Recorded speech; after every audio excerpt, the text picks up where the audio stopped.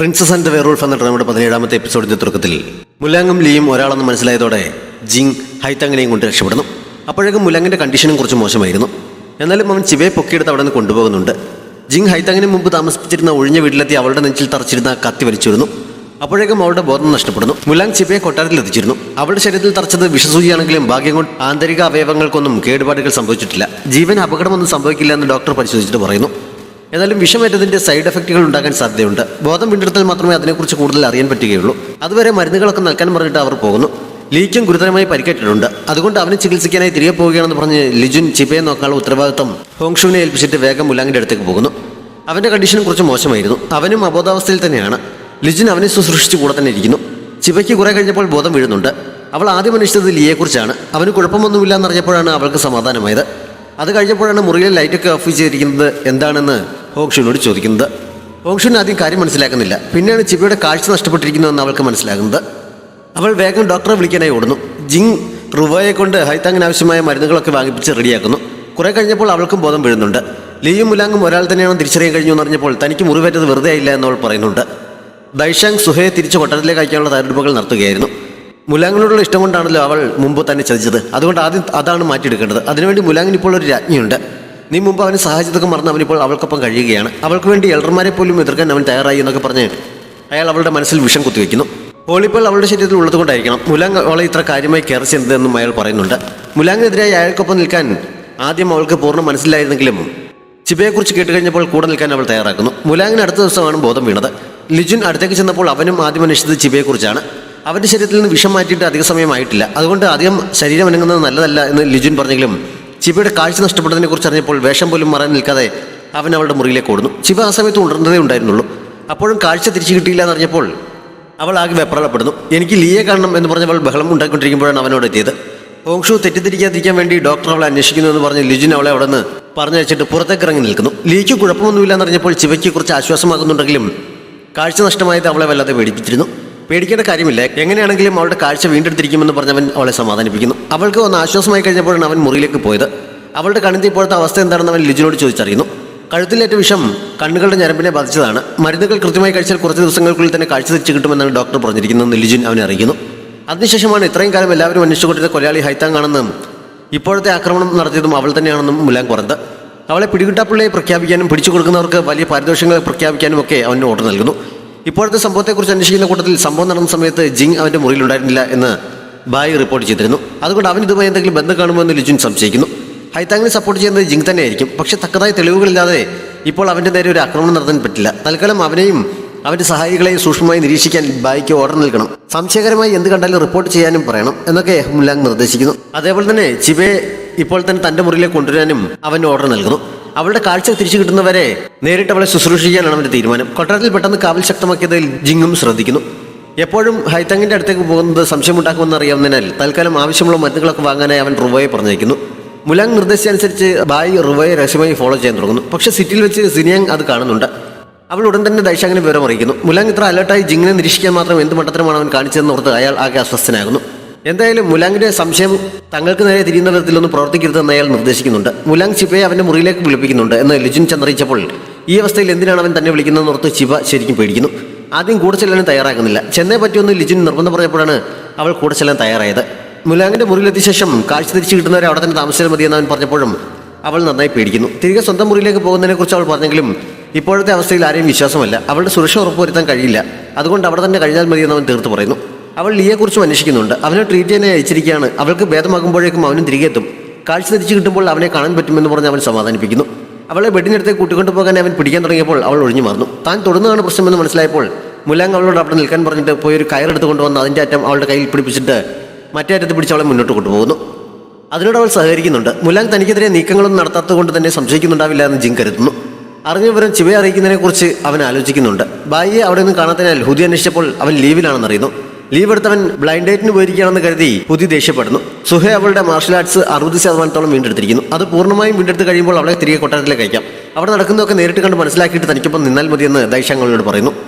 മുലാങ് ചിവയ്ക്ക് മരുന്ന് കൊണ്ട് കൊടുക്കുന്നുണ്ട്. കാഴ്ച തിരിച്ചു കിട്ടുമോ എന്ന കാര്യത്തിൽ അവൾ ആശങ്ക പ്രകടിപ്പിച്ചപ്പോൾ മരുന്ന് കൃത്യമായി കഴിച്ചാൽ ഉറപ്പായും കുറച്ച് ദിവസങ്ങൾക്കുള്ളിൽ കാഴ്ച തിരിച്ചു കിട്ടും എന്ന് പറഞ്ഞ് അവനെ ആശ്വസിപ്പിക്കുന്നു. അവൾ മരുന്ന് കുടിച്ചു കഴിഞ്ഞപ്പോൾ അവൻ എഴുന്നേറ്റ് പോകാൻ തുടങ്ങിയെങ്കിലും തനിച്ചിരിക്കാൻ പേടിയാണ്. കുട്ടിക്കാലത്ത് പേടി തോന്നുമ്പോൾ അമ്മ കഥ പറഞ്ഞു തരാറുണ്ടായിരുന്നു. അതേപോലെ എന്തെങ്കിലും കഥ പറഞ്ഞു തരുമോ എന്ന് അവൾ ചോദിക്കുന്നു. അവൻ സ്വന്തം കഥ അവളോട് പറയുന്നു. അത് കേട്ടപ്പോൾ മുമ്പൊരിക്കൽ ലീ പറഞ്ഞ കഥയോട് അവൾക്ക് സാമ്യം തോന്നുന്നു. ചെറുപ്പത്തിലെ കാര്യങ്ങളൊക്കെ പറഞ്ഞിട്ട് അവളെ കണ്ടുമുട്ടിയതും അവളുമായി പ്രണയത്തിലായതുമൊക്കെ അവൻ കഥയിൽ ഉൾപ്പെടുത്തുന്നു. രാജ്യത്തിൻ്റെ നല്ലതിനെക്കുറിച്ചാണ് എപ്പോഴും ആഗ്രഹിച്ചിരുന്നെങ്കിലും അവളെ കണ്ടുമുട്ടിയതിനു ശേഷം അവൾക്കൊപ്പം ജീവിക്കാൻ വേണ്ടി ഇവിടെയുള്ളതെല്ലാം ഉപേക്ഷിച്ച് ദൂരേക്ക് പോകാൻ പോലും ആഗ്രഹിച്ചു തുടങ്ങിയിരിക്കുന്നു എന്നൊക്കെ അവൻ പറഞ്ഞപ്പോൾ തൽക്കാലം കഥ പറഞ്ഞത് മതി, ഉറക്കം വരുന്നു എന്ന് പറഞ്ഞ് അവൾ കിടക്കാൻ തയ്യാറെടുക്കുന്നു. അവളുടെ തലയിലെ അലങ്കാരങ്ങൾ എടുത്തു മാറ്റിയതും ചെരുപ്പ് ഊരി മാറ്റിയതും കിടക്കാൻ സഹായിച്ചതും ഒക്കെ അവൻ തന്നെയാണ്. അത് കഴിഞ്ഞപ്പോൾ അവൻ അവിടെ നിന്ന് പോകാൻ തുടങ്ങിയെങ്കിലും പേടിയാണ്. അതുകൊണ്ട് പോകരുത്, അധികം അടുത്തേക്ക് വരാതെ ഇവിടെ തന്നെ ഇരിക്കാൻ അവൾ പറയുന്നതിനാൽ അവൻ അവിടെ താഴെ ഇരിക്കുന്നു. പക്ഷേ അവൻ അവിടെ ഉണ്ടെന്ന് അറിയാൻ കഴിയാതെ അവൾ കൈകൊണ്ട് തപ്പുന്നു. അവളുടെ കയ്യിൽ പിടിക്കാൻ അവൻ തുടങ്ങിയതാണെങ്കിലും നേരത്തെ അവൾ അതിന് സമ്മതിക്കാതിരുന്നത് കൊണ്ട് അങ്ങനെ ചെയ്യുന്നില്ല. പകരം കുറച്ച് മുടിയെടുത്ത് അവളുടെ കയ്യിലേക്ക് പിടിപ്പിച്ചിട്ട് അവൾ അതിൽ മുറുകെ പിടിച്ചോളാൻ പറയുന്നു. അതാകുമ്പോൾ അവൻ അടുത്തന്നെ ഉണ്ടെന്ന് അവൾക്കറിയാൻ പറ്റുമല്ലോ. അങ്ങനെ അതിൽ പിടിച്ചുകൊണ്ട് അവൾ സമാധാനത്തോടെ കിടന്നുറങ്ങുന്നു. അവൾ നല്ല ഉറക്കമായപ്പോൾ അവൻ പുറത്തേക്കിറങ്ങിപ്പോയി ലിജിനുമായി സംസാരിക്കുന്നു. ജിങ്ങിൻ്റെ അസിസ്റ്റന്റ് കൊട്ടാരം വിട്ട് പുറത്തു പോയി മുറിവിനുള്ള മരുന്നുകളൊക്കെ വാങ്ങിയിരിക്കുന്നു എന്ന് ബായ് റിപ്പോർട്ട് ചെയ്ത കാര്യം ലിജിൻ അറിയിക്കുന്നു. ജിങ്ങിന് എന്തെങ്കിലും സംഭവിച്ചാൽ കൊട്ടാരമൈദിനെ കൊണ്ട് ചികിത്സിപ്പിക്കേണ്ട ആവശ്യമല്ലേ ഉള്ളൂ. അപ്പോൾ പിന്നെ ഹൈത്താങ്ങിന് വേണ്ടി തന്നെയാകും അവൻ മരുന്ന് വാങ്ങിയത്. അവനെ കൂടുതൽ ശ്രദ്ധയോടെ നിരീക്ഷിക്കാനും എന്തെങ്കിലും ചെയ്യുകയാണെങ്കിൽ അതിന് തക്കവണ്ണം ആക്ഷൻ എടുക്കാനും ബായിക്ക് നിർദ്ദേശം നൽകാൻ അവൻ ഓർഡർ നൽകുന്നു. അടുത്ത ദിവസം രാവിലെ ചിബ ഉണർന്നപ്പോൾ അവൻ മേശപ്പുറത്തേക്ക് ചാരി കിടക്കുകയായിരുന്നു. അവൻ അടുത്തില്ലാത്തത് കൊണ്ട് അവൾ എഴുന്നേറ്റ് മുന്നോട്ട് പോകാൻ തുടങ്ങുന്നതിനിടയിൽ കാൽ തട്ടി വീഴാൻ തുടങ്ങുന്നു. പക്ഷെ അപ്പോഴേക്ക് ശബ്ദം കേട്ട് ഉണർന്ന് അവൻ വേഗത്തിൽ അവളുടെ അടുത്ത് താങ്ങി പിടിക്കുന്നു. അവൾ നേരെ നിൽക്കുന്നതിനിടയിൽ അവൻ്റെ മുറിവിൽ കൈത്തട്ടുന്നുണ്ട്. അവൻ വേദന കൊണ്ട് ഞരങ്ങുന്നത് കേട്ടപ്പോൾ അവന് പരിക്ക് പറ്റിയെന്ന് അവൾ ചോദിക്കുന്നു. അറിയാതെ ഭിത്തിയിലിടിച്ച് ചെറിയ ചതവ് സംഭവിച്ചതാണ് എന്നവൻ കള്ളം പറയുന്നു. തലേദിവസം രാത്രി അവനൊരു ചരടിൽ 3-4 മണികൾ കോർത്ത് അവളുടെ കയ്യിൽ കെട്ടിക്കൊടുത്തിരുന്നു. അവൾക്ക് എന്തെങ്കിലും ആവശ്യമുണ്ടെങ്കിൽ അതൊന്ന് കുലിക്കാൽ മതി, ഉടനെ അടുത്തെത്തിക്കോളാമെന്ന് അവൻ പറയുന്നു. അതേപോലെ തന്നെ ഉറങ്ങാതെ കുത്തിയിരുന്ന് ആ മുറിയിൽ അവൾക്ക് നടക്കുമ്പോൾ തടസ്സമുണ്ടാക്കുന്ന എന്തൊക്കെയാണെന്ന് കണ്ടെത്തി അതെല്ലാം അവൻ നീക്കം ചെയ്തിരുന്നു. അതുകൊണ്ട് ഇപ്പോൾ അവൾക്ക് മുറിയിൽ സ്വതന്ത്രമായി നടക്കാം എന്നവൻ പറഞ്ഞു കൊടുക്കുന്നു.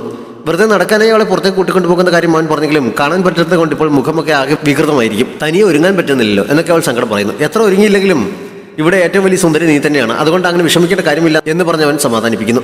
അവൻ തന്നെ അവളെ ഒരുങ്ങാനും സഹായിക്കുന്നുണ്ട്. അവൾ എന്നും ഒരുങ്ങുന്നതിൽ നിന്ന് വ്യത്യസ്തമായി അവൻ ചില മാറ്റങ്ങളൊക്കെ വരുത്തിയിരുന്നു. അത് അവൾക്ക് ഫീൽ ചെയ്തതിനാൽ അവൾ അതിനെക്കുറിച്ച് ചോദിക്കുന്നു. വളരെ നന്നായിട്ടുണ്ടെന്ന് അവൻ പറഞ്ഞെങ്കിലും വിശ്വാസം വരാതെ മരുന്നുമയത്തി ലിജിനോടും അവൾ അതിനെക്കുറിച്ച് ചോദിക്കുന്നു. മുലാൻ കണ്ണു കാണിക്കുന്നതിനാൽ എന്നും ഒരുങ്ങുന്നതിനേക്കാൾ വളരെ സുന്ദരിയായിട്ടുണ്ടെന്ന് പറഞ്ഞ് ലിജിൻ പുകഴ്ത്തുന്നു. മരുന്ന് കഴിച്ച് കഴിയുമ്പോൾ അവളെ പുറത്തേക്ക് കൂട്ടിക്കൊണ്ടു പോകാമെന്ന് മുലാൻ പറയുന്നു. കാഴ്ചയില്ലാതെ പുറത്തു പോയാൽ എന്ത് കാണാനാണെന്ന് അവൾ ചോദിക്കുന്നുണ്ട്. കാണാൻ പറ്റില്ലെങ്കിലും അവിടെയുള്ളതെല്ലാം അവൾക്ക് ഫീൽ ചെയ്യാൻ പറ്റും എന്ന് അവൻ ഉറപ്പ് കൊടുക്കുന്നു. ബായി റിപ്പോർട്ട് ചെയ്യാനായി കൊട്ടാരത്തിലെത്തിയപ്പോൾ ഹുദി അവനെ കാണുന്നു. അവൻ ലീവ് എടുത്ത് വീട്ടിൽ പോയതാണെന്ന് കരുതി ആദ്യം അവൾ പിണക്കത്തോടെയാണ് സംസാരിച്ചത്. അവൾക്ക് ഇഷ്ടമുള്ളത് കൊണ്ടാണ് അവൾ അങ്ങനെ പിണക്കം നടിക്കുന്നതെന്നും അവനിപ്പോഴും മനസ്സിലാക്കുന്നില്ല. അവൻ മുലാങ്ങിൻ്റെ സ്പെഷ്യൽ ഓർഡർ പ്രകാരം ഡ്യൂട്ടിയിലാണ് എന്നറിഞ്ഞപ്പോൾ സൂക്ഷിക്കണമെന്ന് പറഞ്ഞാണ് അവൾ അവനെ പറഞ്ഞയച്ചത്. മുമ്പ് നൈറ്റ് വ്യൂ കാണാൻ ചിവയെ കൊണ്ടുപോയ അതേ മലമുകളിലേക്ക് തന്നെയാണ് മുലാങ് ഇപ്പോഴും അവളെ കൂട്ടിക്കൊണ്ടുപോയത്. അവിടെയുള്ള ഓരോന്നും അവൾക്ക് ഫീൽ ചെയ്യാൻ വേണ്ടി അവളോട് കണ്ണടച്ച് നിൽക്കാൻ പറഞ്ഞിട്ട് അവനും കണ്ണടച്ച് നിന്നുകൊണ്ട് അവിടെയുള്ള ഓരോന്നിനെക്കുറിച്ചും അവൾക്ക് പറഞ്ഞു കൊടുക്കുന്നു. അവിടെയുള്ള വെള്ളച്ചാട്ടത്തിൻ്റെ ശബ്ദവും കിളികൾ ചിലയ്ക്കുന്നതും ഒക്കെ ശ്രദ്ധിച്ച് കേൾക്കാൻ അവൻ പറയുന്നു. കുറച്ച് സമയം ശ്രദ്ധിച്ചപ്പോൾ ചിവയ്ക്ക് അതെല്ലാം നന്നായി ഫീൽ ചെയ്യാൻ പറ്റുന്നുണ്ട്. അതേപോലെ കാറ്റ് കൈകളെ തഴുകുന്നതും ഒക്കെ അവൻ പറഞ്ഞു കൊടുക്കുന്നു. അതൊക്കെ ശരിക്കും അവൾക്കൊരു പുതിയ അനുഭവമായിരുന്നു. അത് ആസ്വദിച്ചുകൊണ്ട് അവിടെ നിന്ന് വട്ടം ചുറ്റുന്നതിനിടയിൽ അവൾ പെട്ടെന്ന് വീഴാൻ തുടങ്ങിയപ്പോൾ അവൻ താങ്ങി പിടിക്കുന്നു. ആ സമയത്ത് അവൾ അവൻ്റെ നെഞ്ചിലേക്ക് ചാരി നിൽക്കുന്നുണ്ട്. അവൻ്റെ നെഞ്ചെടുപ്പ് അവൾക്ക് നന്നായി കേൾക്കാൻ പറ്റുന്നു. അതേസമയത്ത് തന്നെ ആദ്യമായിട്ട് അവൾക്ക് അവനോട് ഇഷ്ടവും ഫീൽ ചെയ്യുന്നു. നേരെ നിന്ന് കഴിഞ്ഞപ്പോൾ എനിക്ക് എന്താണ് ഇങ്ങനെ ഫീൽ ചെയ്യുന്നത്, എനിക്ക് ലീ ഇല്ലേ, പിന്നെ ഞാൻ എങ്ങനെയാണ് ഇവനെ ഇഷ്ടപ്പെടുന്നത്, ഒരേ സമയത്ത് രണ്ടുപേരെ ഇഷ്ടപ്പെടുന്ന അമ്മ പറഞ്ഞിട്ടുള്ള ആ മോശം പെൺകുട്ടി ആവുകയാണോ ഞാൻ എന്നൊക്കെ അവൾ മനസ്സിൽ വിചാരിക്കുന്നുണ്ട്. അവിടെ നിന്ന് മടങ്ങിപ്പോകുന്നതിനെക്കുറിച്ച് അവൻ പറഞ്ഞപ്പോൾ കുറച്ച് സമയം കൂടി അവിടെ തന്നെ നിൽക്കാമെന്ന് അവൾ പറയുന്നു. അവൻ സമ്മതിക്കുന്നുണ്ട്. അങ്ങനെ രാത്രിയാകുന്നവരെ അവർ അവിടെ തന്നെ ഇരിക്കുന്നു. രാത്രിയിൽ അവിടെ കാണാൻ കഴിയുന്ന നക്ഷത്രങ്ങളെക്കുറിച്ചൊക്കെ അവൻ അവൾക്ക് പറഞ്ഞു കൊടുക്കുന്നുണ്ട്. അവൻ്റെ തോളിലേക്ക് ചാരി അവിടെ തന്നെ ഇരുന്നാണ് അവൾ ഉറങ്ങിയത്. രാവിലെ ആദ്യം ഉണർന്നത് അവളാണ്. ആ സമയത്ത് അവൻ്റെ കയ്യിൽ തൊട്ടപ്പോൾ അവൾക്ക് വ്യത്യാസം ഫീൽ ചെയ്യുന്നു. മുമ്പ് പലതവണ അവൻ്റെ കൂർത്ത നഖങ്ങളുള്ള കൈകൾ അവൾ ശ്രദ്ധിച്ചിട്ടുള്ളതാണ്. പക്ഷേ ഇപ്പോൾ തൊട്ടപ്പോൾ അങ്ങനെയല്ലല്ലോ എന്നവൾ സംശയത്തോടെ വിചാരിക്കുന്നു. അപ്പോഴേക്കും അവൻ ഉണരുന്നതിനാൽ അവൾ പെട്ടെന്ന് കൈ പിൻവലിക്കുന്നു. അവൾക്ക് സംശയം തോന്നിയെന്ന് അവനും ചിന്തിക്കുന്നുണ്ട്. പക്ഷേ ചോദിച്ചിട്ട് അവൾ അതിനെക്കുറിച്ചൊന്നും പറയുന്നില്ല. കൊട്ടാരത്തിൽ തിരികെ എത്തിയ ശേഷം അവളുടെ കണ്ടീഷൻ എങ്ങനെയുണ്ട് എന്ന് അവൻ ഡോക്ടറെ കൊണ്ട് പരിശോധിപ്പിക്കുന്നു. ഉള്ളിലുണ്ടായിരുന്ന വിഷത്തിൻ്റെ അംശം പൂർണ്ണമായും മാറിയിരിക്കുന്നു. കുറച്ച് ചെറിയ എക്സർസൈസുകളും ചെയ്ത് മരുന്ന് കൃത്യമായി കഴിച്ചാൽ ഏത് നിമിഷവും കാഴ്ച തെറ്റിച്ച് കിട്ടാമെന്ന് ഡോക്ടർ അറിയിക്കുന്നു. ഡോക്ടർ പോയ ശേഷം അവൾ മുലാങ്ങിന് നന്ദി പറഞ്ഞപ്പോൾ നീ എന്നോട് നന്ദി പറയേണ്ട ആവശ്യമൊന്നുമില്ല എന്ന് ഞാൻ പലതവണ പറഞ്ഞിട്ടില്ലേ. നീ ഇവിടെ ഉണ്ടായിരുന്ന സമയത്ത് എനിക്ക് നിന്നെ നന്നായി സംരക്ഷിക്കാൻ കഴിഞ്ഞില്ല.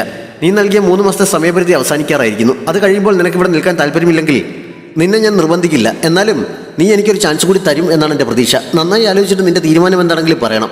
ആ സമയത്ത് എനിക്ക് നിന്നോട് പ്രധാനപ്പെട്ട മറ്റൊരു കാര്യം പറയാനുണ്ട് എന്ന് പറഞ്ഞിട്ട് അവൻ പുറത്തേക്ക് പോകുന്നു. 3 മാസത്തെ സമയം കഴിയുമ്പോൾ അവൾ നിൽക്കാൻ തീരുമാനിച്ചാലും ഇല്ലെങ്കിലും എല്ലാ സത്യങ്ങളും തുറന്നു പറയാനാണ് തീരുമാനിച്ചിരിക്കുന്നതെന്ന് അവൻ പുറത്തിറങ്ങിയ ശേഷം ലിജിനോട് പറയുന്നു. കാഴ്ച തിരിച്ചു കിട്ടാൻ വ്യായാമം ആവശ്യമാണെന്ന് ഡോക്ടർ പറഞ്ഞതുകൊണ്ട് ചിവ അന്ന് ഹോങ്ഷുവിനൊപ്പം പുറത്തിറങ്ങി നടക്കുന്നുണ്ട്.